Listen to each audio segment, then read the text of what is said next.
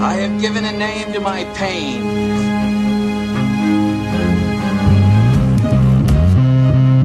The Batman.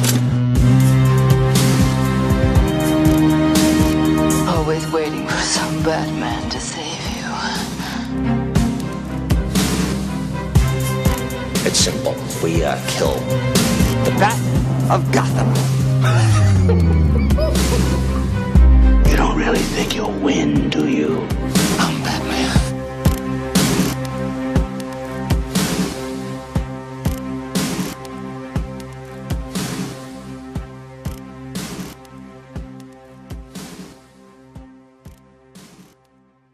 Hey now, welcome to episode 20 of the Batman on Film vlog. I am your host of this here vlog, and I am the founder, editor-in-chief of Batman on Film, Bill Jet Ramey, coming at you from Tomball, Texas. Tomball, Texas. And the pride of Mesquite, Texas is joining me today. And I just wonder at where on people's give a shit meter is where we live in Texas, I don't live, and that's where I'm from. I don't live there. That's essentially, sir. It's a suburb of Dallas, so you live in the greater Dallas area, right? Right. Where I live now is also a suburb of Dallas. Yes, that's Plano. 35 miles west of where I grew up. You're still the whatever. And you grew up on the Louisiana border. Are you? Almost. I mean, you're kind of a Texan, but you're more like you're kind of a hybrid, No, right? no, I'm a pure Texan, sir. Born. My mother's mother was born in Louisiana. That is my only. My three other grandparents were born in Texas, and I am a native Texan. And I was not on the border. I mean, I can throw a rock and hit Louisiana from my hometown of Groves, Texas, but I mean, really, I was about 35, 40 miles from the border. But it had its benefits, I can tell you that, in high school, back when the drinking age in Louisiana was, I don't give a shit, and drinking age in Texas was 19 when I was in high school.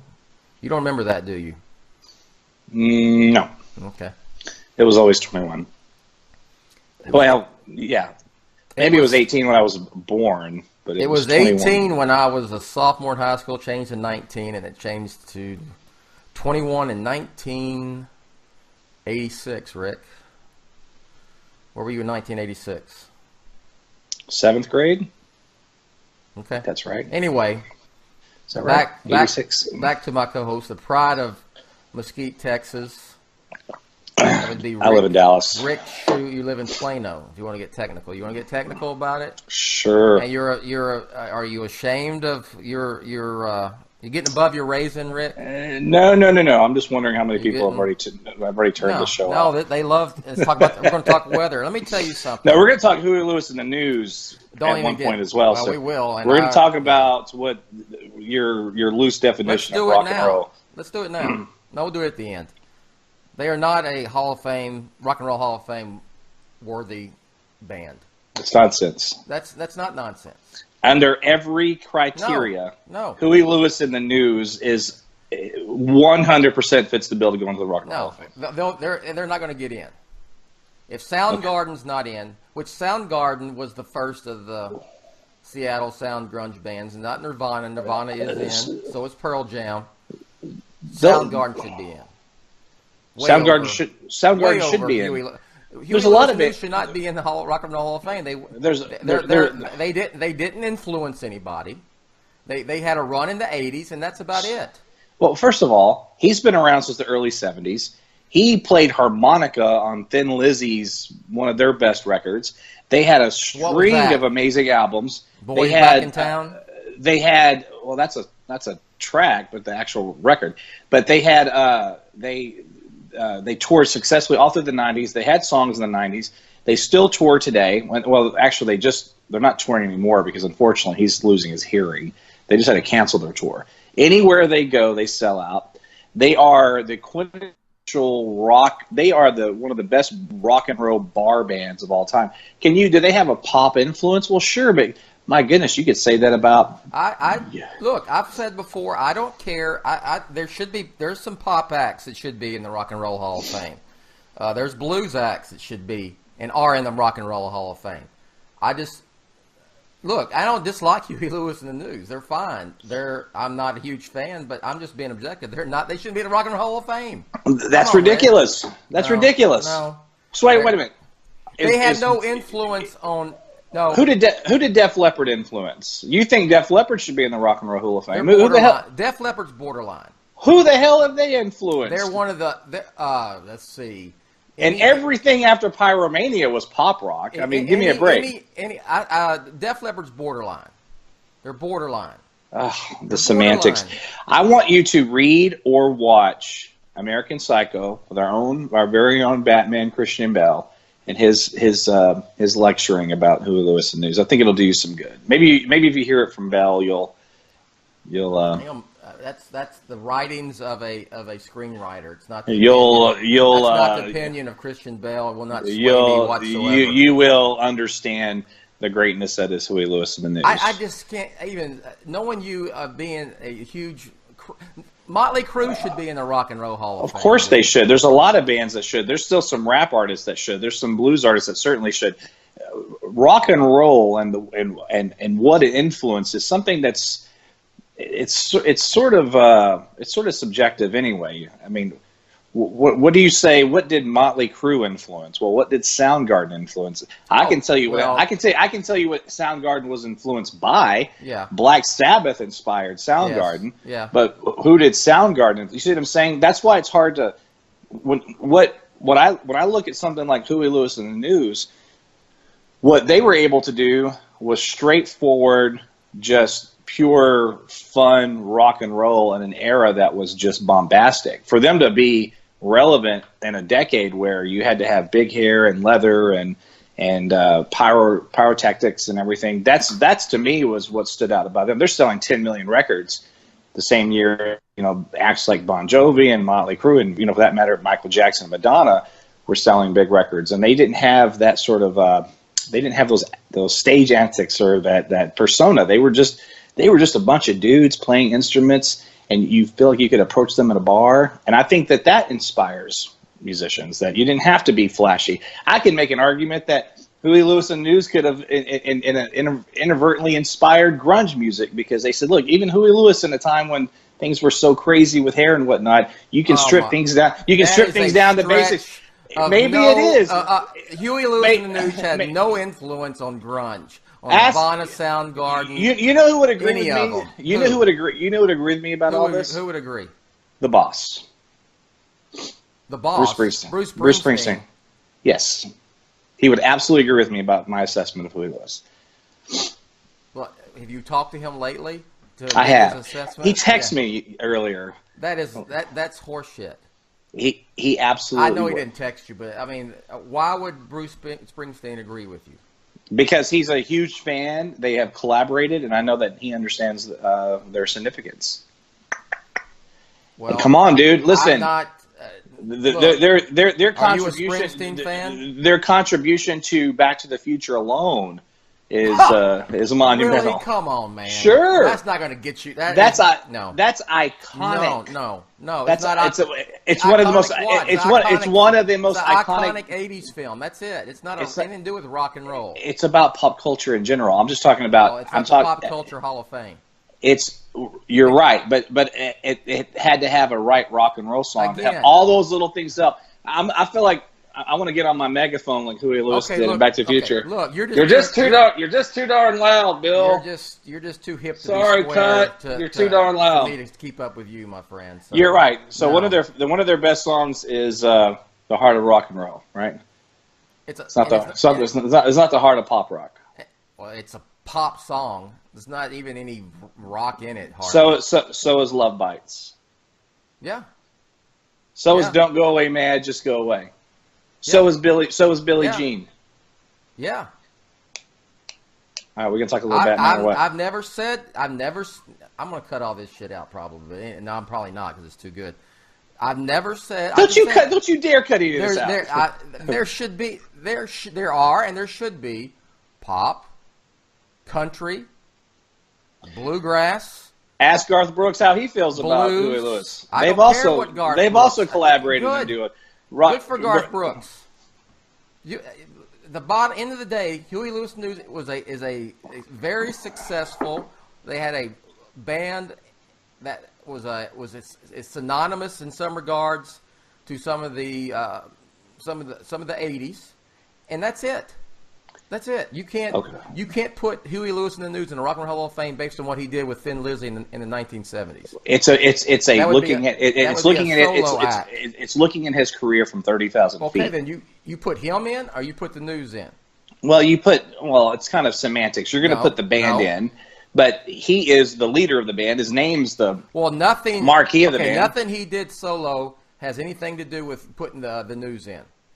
That's the same thing with Ozzy. Ozzy is not in, even though you don't think that all that Black gets Sabbath taken is in. All that gets taken into consideration. And by the way, no, it doesn't. That should here's why the isn't thing. Ozzy in as a solo artist? Is there? Let me ask you this: Is there a person that is in? And I don't know the answer to this question. I really don't. Is there a person? Because when you're in the Rock and Roll Hall of Fame, okay, and you're Van Halen, yes.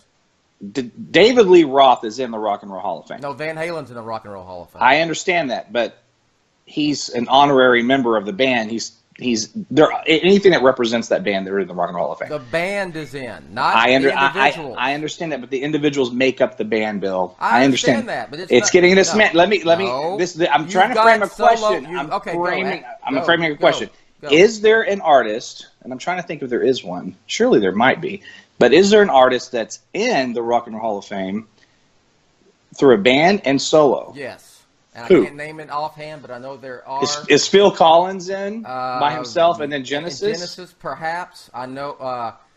Look, McCartney is likely in as both. So is John Lennon. But are they there? Eric Clapton. Eric Clapton's probably in both. And Cream? Cream, yeah. You know what? We should have Yardbirds. verified this because it's relevant if this stuff is accurate, but we're just speculating. All right, let's move on. Okay. It's the heart of rock and roll's beat. When What I see and I believe it. Boom, boom. I'm walking out this bar wherever because they're the greatest bar that Heart comes of rock and roll. And whoever puts that Still on, beating. yeah. In Cleveland, I'm sure it is, because that's where the Rock and Roll Hall of Fame is. Yeah. Detroit. Well, there's a good Austin plug in there. He says San Antonio. And he says San Antonio, not San Antonio. So you heard this in the 80s when you were in junior high and thought, are we going to that's dedicate the this shit. blog? This moves me to my core, my musical core. I want to say that this blog is dedicated to F.J. DeSanto and to Ryan Haas, who made it clear on Twitter that we're idiots for doing this topic. So, to them. Okay. All right. Okay, what do we have got to here? regroup here. The annoyance factor of Huey Lewis in the News. Even to say, what is it? It even started with "This Is It." You saying that's one of the greatest songs of all time? No, I said it's a perfect rock song. It's not, the way it's written. It's a doo-wop song. It's a great rock. It's a rock and roll song. There's variations of rock and roll. I know that. There's heavy metal. There's pop rock. There's straightforward rock and roll, and a lot of acts, they dabble in all of it. Talked about Motley Crue. They certainly do. They had a lot of pop rock songs. I would say, I mean, my iPod, I don't even use iPod, the glam rock power ballad and a song by name genres, and I'll tell you if I've got it, and I'll name an artist and song I've got in my rotation. Let's move on. Come on, I'm serious. Let's go. All right, let's make it quick. Okay. R&B. Robert Johnson, Howlin' Wolf Burnett. Okay. Big Mama Thornton. Okay. Heavy metal. Metallica, man. Straightforward rock and roll. What do you mean straightforward rock and roll? Okay, when I think straightforward rock and roll, I think ZZ Top. Well, ZZ Top. I think AC/DC. AC/DC, absolutely. A band that never used a piano or Led Zeppelin. Okay. All right. Country. Merle Haggard, George Jones, George Strait. What about rap? Let's see. Public Enemy. Public Enemy were strong. Eminem absolutely is in there. Dr. Dre will tell you he's the greatest rap artist that's ever lived. Perhaps. He's like, this is supposed to be black music, and it is, but make no mistake, and I'm paraphrasing here, but Eminem's the best rapper ever We're lived. 16 minutes into this. And Eminem is, I'm a huge fan of him and Dre for that matter. Yeah. All right. Let's chalk it up. Let's agree to, we'll agree to disagree about Huey Lewis and the News, but we will agree that Huey Lewis and the News is a great music, right? rock and roll bar band. Okay. I'm glad you're not. I'm glad you're not on the committee. I do not have Huey Lewis and the News in my collection. I do not. Brian Haas, this show's for you, buddy. You got Michael Jackson in yours. Hey, by the way, I picked up the White Knight. I have 6 and 7. About Batman. Yeah, well, we're not going to get into the White Knight. I don't want to get into it because we're going to wait. But just know I'm caught up, and dude. Yeah. And by the way, I'll just say this: seeing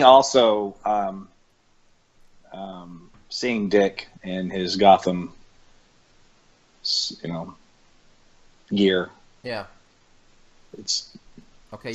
You're getting where you want to start talking about it. It's just that's pretty amazing. Is number is it? Just let me ask you this, and we'll move on. Issue number 7 is one of the greatest. How I want to say this, pre-conclusion issues I've ever read in my life. All I know, let's keep pounding that drum to have Murphy on the show, dude. Sean Murphy, come on, dude. When this is over. Come on. I got to get you. We got to talk White. It's a masterpiece, and I want to sit down and read it all from beginning to finish, and one book. It'll be great to read like that. All right. So, on episode 20 of the Batman on Film podcast, we're going to talk a little DC on film. But you know what? Yeah. You know what?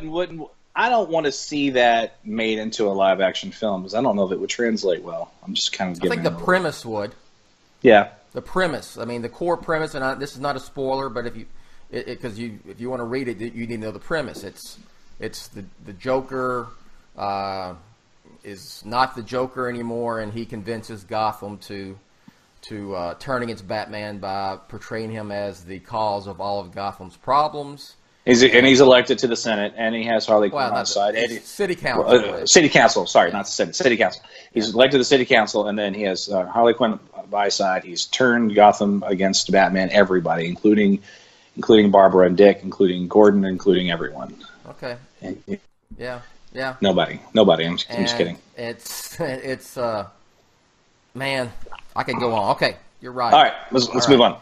All right, real quick, make sure Batman on Film is part of the Batman Podcast Network. We're also the host of the Batman Podcast Network, and you can check out all the shows at BatmanPodcastNetwork.com. Why do I mention this on a vlog? Because I take the audio from the vlogs and put them up as a podcast as well. And if you like what we do here at Batman on Film, go over to patreon.com/BatmanOnFilm if you would like to contribute, because everything goes right back into the website. And thank you to all of our Patreons over at patreon.com. All right. Here's what we're going to talk about, Rick. And I shot you well, we talked on the phone. I said, hey, I got an idea. 20 minutes into the show. It seems like for the 8 people still listening, we're going to talk about. Yeah, there's fast forward button. So. Well, we should have a courtesy thing that says this gets relevant to why you're listening at 21:17. You know what? That's a good idea. Okay, it was a good idea. No, don't do that. No, look. Right now there are. Let's see. Aquaman, which is in the can. There is Wonder Woman 2, which is about to start filming, and there is Shazam, which is filming. 3 DC films. 3 DC films are definitely going to happen, correct? Yes. Okay, and also I guess we'll have to mention Matt Reeves is signed to potentially direct a Batman film, a standalone solo Batman film. He's been pretty chatty on Twitter about that. And lately. he is writing the screenplay as we speak. Whether or not that happens, we shall see. Correct? I'm a little bit more optimistic than I was even a year ago, just by virtue of his Twitter activity. Yeah. Somebody asked him, I think yesterday, it said, give me one film you'd love to direct if you had on a wish list or something like that. He quoted the tweet and said, a Batman film.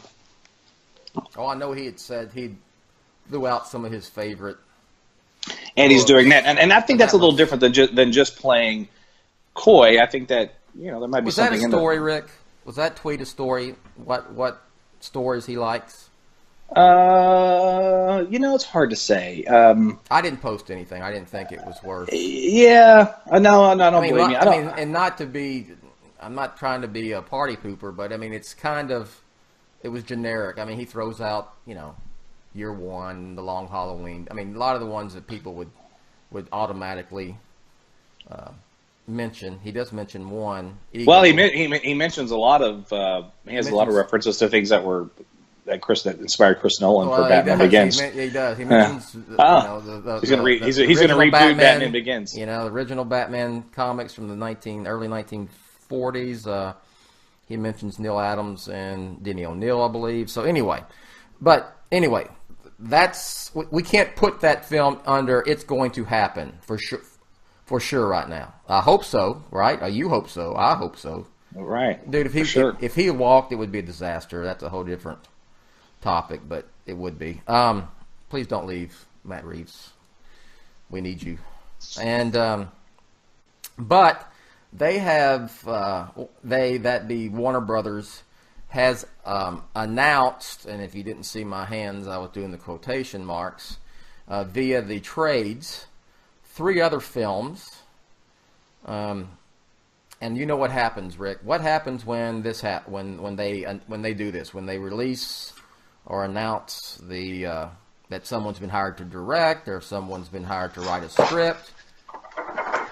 Well, what's the reaction? Sun's coming in there. Sorry. Okay, the reaction is everybody assumes that it's an official statement, and they start tweeting it out, and they start taking it as gospel. Yes, and it's going to happen for sure. It's happening. Happen for sure. Can't wait. And all the speculation, all the clickbait stuff starts and everything. And I'm not saying it's not news that you shouldn't report. It absolutely is. But it's just no, it's news you should report. But it's the assuming that people do once they do that. So are they? Here's my question. And here are the projects I'm speaking about. They have announced that Ava DuVernay, I believe, if I've mispronounced that, I apologize, is going to potentially direct New Gods, which, anyway. Recently, Kathy Yan has been tapped to direct a solo Harley Quinn film that's kind of been gestating here for a while now, and as what was it, Gotham City Sirens, and who knows what this is could end up being. And then they do have a writer attached to Batgirl, Christina Hodson. That does not mean any of these films will come to fruition. I think of those 3, Harley Quinn. Yes, okay. Harley Quinn will probably happen because why, Rick? I mean, that's because first of all, you have Margot Robbie that's already established as the character, and she's riding high on critical acclaim from Tanya Harding. Yeah. Thank you, Tanya. Yeah. Tanya Harding. Tanya. Tanya, right. So I think that because of her popularity and because she's already established, and as in Suicide Squad, I think that we'll get that film. I do. I don't think they would just play with that, especially when it's specifically talking about her returning as the character. I think we'll get that. The other 2, who knows? Up in the air. 50-50, 60-40, I don't know. I think New Gods has a chance. I think I would give it a 50-50 proposition right now. I do not think Batgirl will ever happen. Why do you think it'll never happen? Weird time of day with the sun, man. Okay, I can't trust this enough. Well, at least you have sun there. Let's see. Why do I not think it'll happen? Well, I think its original inception, the reason why it was announced with Joss Whedon, we know why that took place, correct? Right. Okay. It was more of a smokescreen to kind of smokescreen, I guess, provide a smokescreen for Josh's involvement with Justice League. Right. I think. I mean, you don't even I have, think, you but don't I have a think director attached. I think there's an appetite for a Batgirl film. It would, obviously if it's done properly and everything. I mean, that's the key to all of this, right? I mean, but I just think at the end of the day, when we have these announcements and people don't learn from history, they don't look back and they get so excited. I'm like, that's listen, my whole point. Are they back to doing what they were doing before? Right. We've been down this road before. They announced the slate of films and none of them come to fruition. None of them, or very few do. Right. Yes. And it's happening a lot, particularly with Warner Brothers and DC. Yes. And so just don't get emotionally invested. Look, right now, all I'm hoping for sure is I definitely want to see Margot Robbie return as Harley Quinn in some capacity. I'm down for that. I mean, she is electrifying in that role. Love her, period, in that role particularly. And I obviously want to see a Henry Cavill Superman sequel. I'm getting a little bit more optimistic that might happen. Why? Maybe, and it may just be, honestly, it just may be wishful thinking. But at least that's where I'm at. You know how I feel about that. If you're listening and watching, you know how I feel. I've said I want to see Henry Cavill get a proper sequel to Man of Steel. That is a Superman film. Period. Well, if our buddy Mario F. Robles is correct, and Superman does have a cameo in Shazam, at least maybe that adds credence to the idea that he'll do another film. But I mean, surely you're like me, and you're not in favor of that happening. I'm not in favor of it, but I'll just say this: I thought that Justice League was going to be the last time we saw him, because I thought this is all just too toxic. They're just going to want to walk away from it. They might be doubling down on some of this, and I always said I hope that I'm wrong, and I hope that these actors still get their day in the sun because they deserve it. I just didn't know from a business standpoint if they would do that. I wasn't convinced that they would. If he does indeed pop up in Shazam, because that's a new film, it's a new franchise, so to speak. They want that to be successful.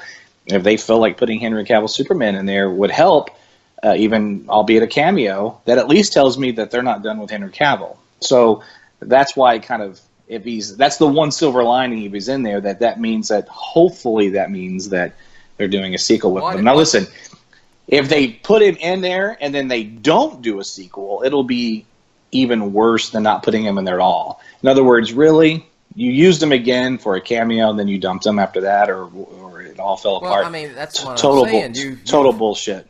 I've heard absolutely nothing moving on a Superman film. No. Honestly, nothing. And There's a new director that's now being rumored attached to it. What's his name? I don't even remember, but it doesn't matter because I just this stuff just kind of goes these days because the guy who did Days of Future Past. Oh, that's what it was. Okay.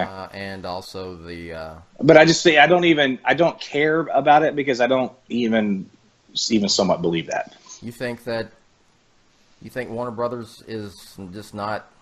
No, what I mean by that is I don't believe any announcements of anything specific in terms of who's attached to the film to write it. This is kind of and it's official because this thing's been all over the place. Yeah. Yeah. So get back to the question at hand. Are they back to announcing things that may or not happen?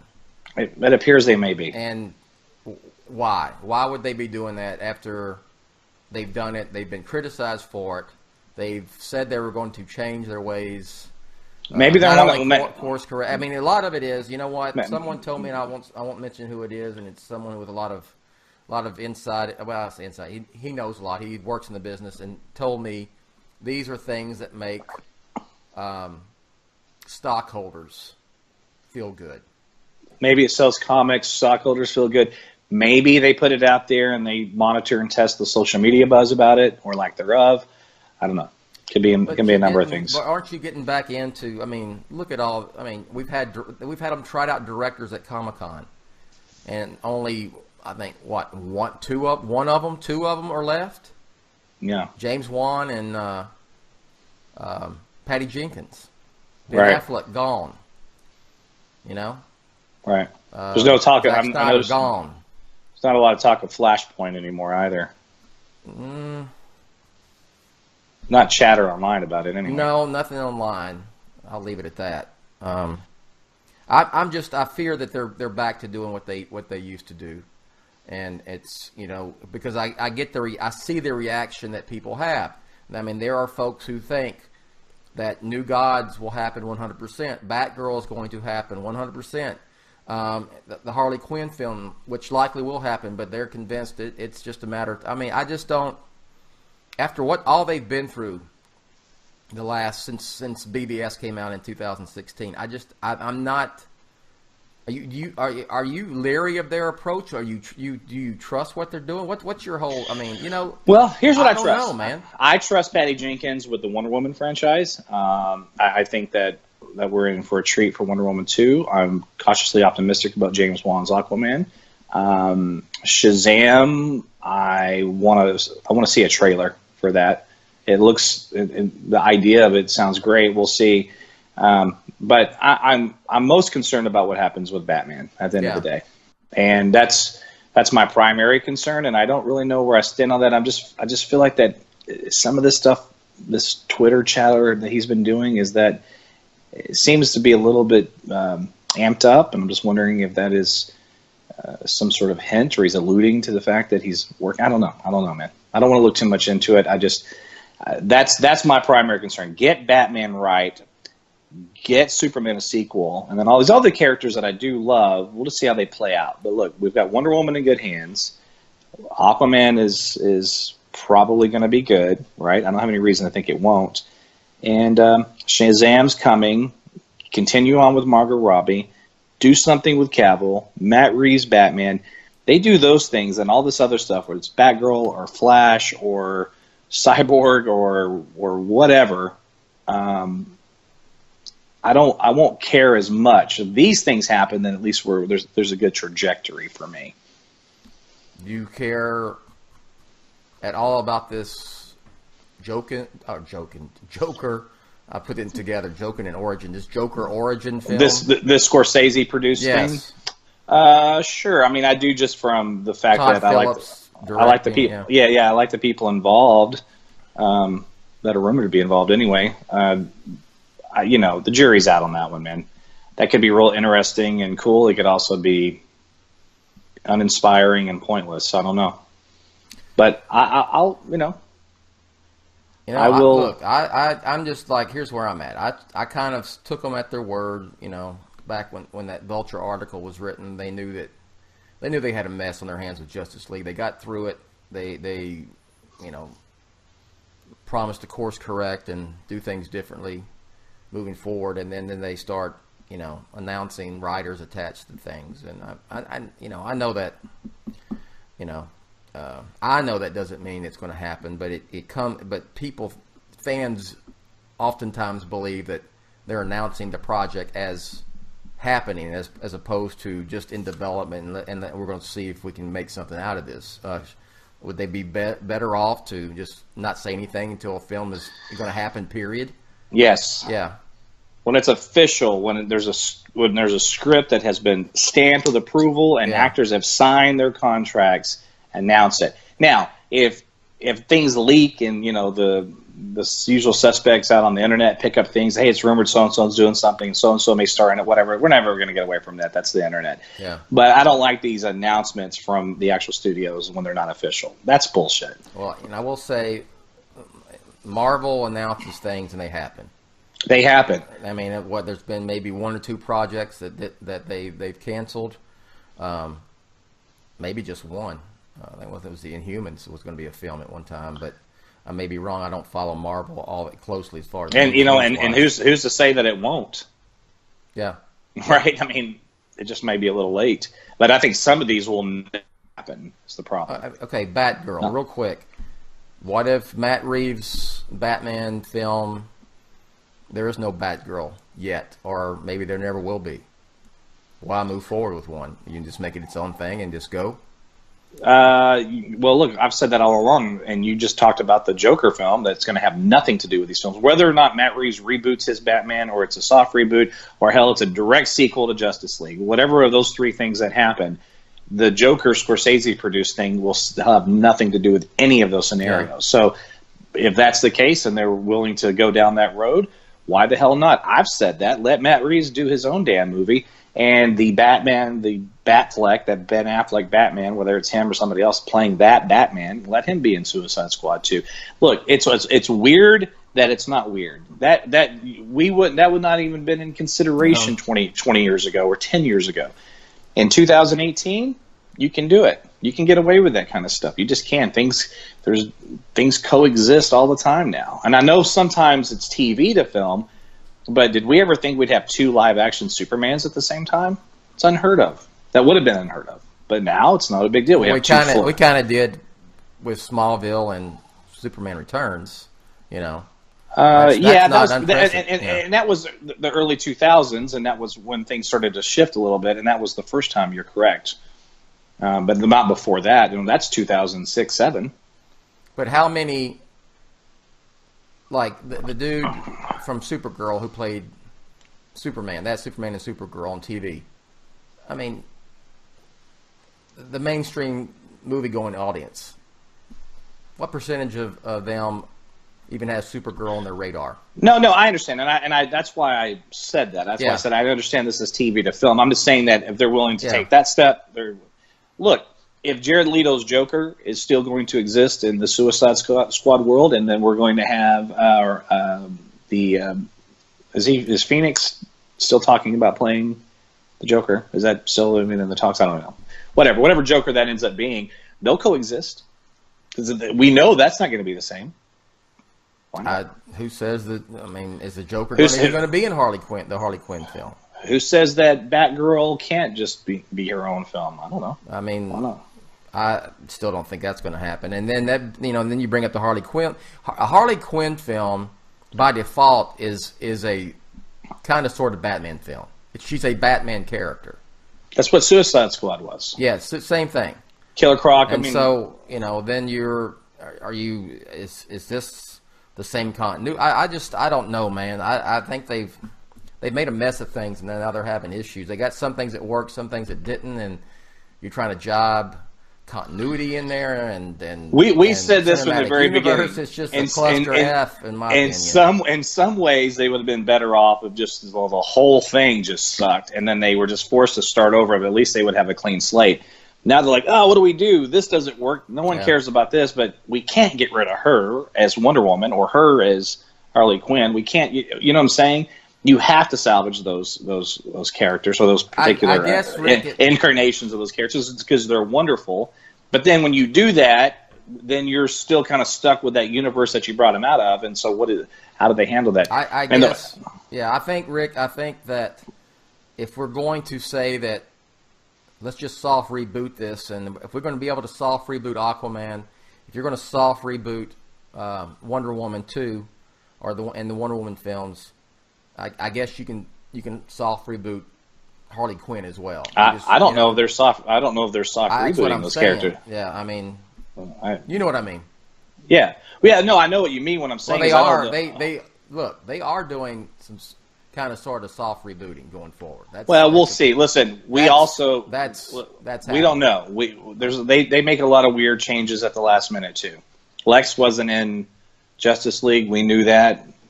And then even after the first press screening, that's another mistake they made. They put that scene in right before before its wide release, and have fans thinking that we're having Legion of Doom stuff coming up. I just don't. That's part of this announcing things that may not happen. It's maddening to a certain degree. So.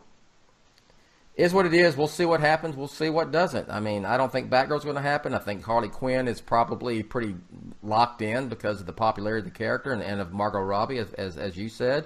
New Gods, who in the hell knows? I mean, that whole thing in Justice League with Apocalypse and Steppenwolf and all that parademons was horrible in that film. Horrible. But it's if you make a New Gods film and just make a New Gods film and its own thing, there's a lot of possibilities. That's some good stuff from Jack Kirby.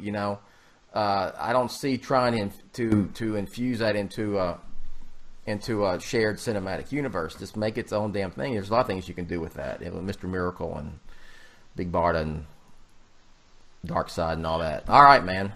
All right, let's wrap this up. Let's plug some stuff. Go I ahead. have a 4-year-old who has a birthday party today. I have to go get it. I gotta go set it up. It's gonna be a lot of fun. Hosting one. There you go. I say not going to one. It's my youngest. No, it's my youngest daughter's. She turned 4 last week, and today's her birthday party day. Is it at your house? No, we're doing it at Safari Run. What is that? Which is just a place that looks like a jungle with slides and games and, Okay. All right. Plug, man. Follow me on Twitter, Shuwrick, SHUWRACK. We have the most recent podcast up, Batman on Film. It's a Star Wars satellite show. Me, Ricky Church from Flickering Myth, and our very own Ryan Haas talk about The Last Jedi Blu-ray features and the last cinematic Solo trailer. Okay. Anything else?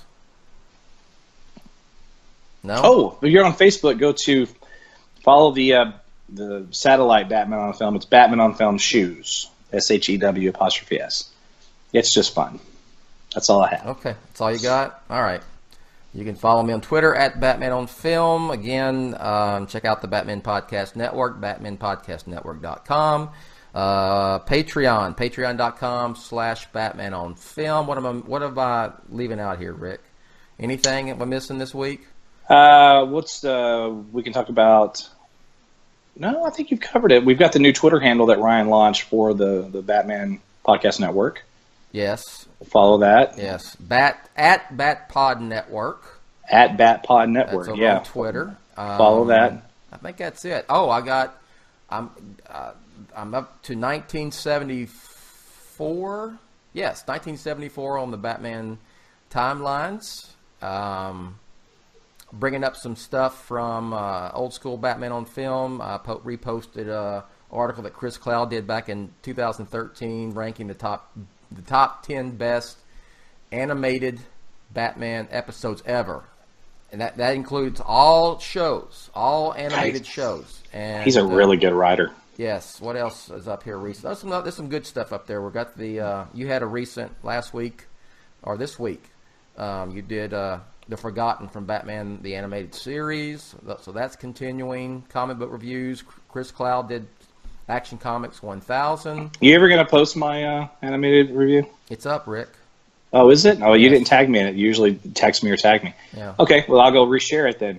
And speaking of Chris Cloud, I want to do another Superman show. We did one this year, right? With Shiraz Faruqi from Comic Book Debate. We had Zaki Hassan on. I think so, right? Oh, man, I can't remember. I'm getting too old. Everything bleeds together. It's April, so probably. It's Superman in cinema. It's really good. Go back and check it out. And then I want to do another Superman podcast, and I want Chris Cloud on this one. Oh, you want him on a Superman show for sure. Yeah, absolutely, I do. So just go to Batman on Film, peruse around. Lots of stuff from the beginning of the year, and like I said, I am some of the classic stuff from old school Batman on Film. I'm migrating over, and I'll have a lot more time to do that after the end of May. I promise. So for Rick, I'm Bill. Batman on Film, authoritative, definitive. Let's go, Rick, Mesquite, and Texas. the dadgum original. And we'll catch you next time.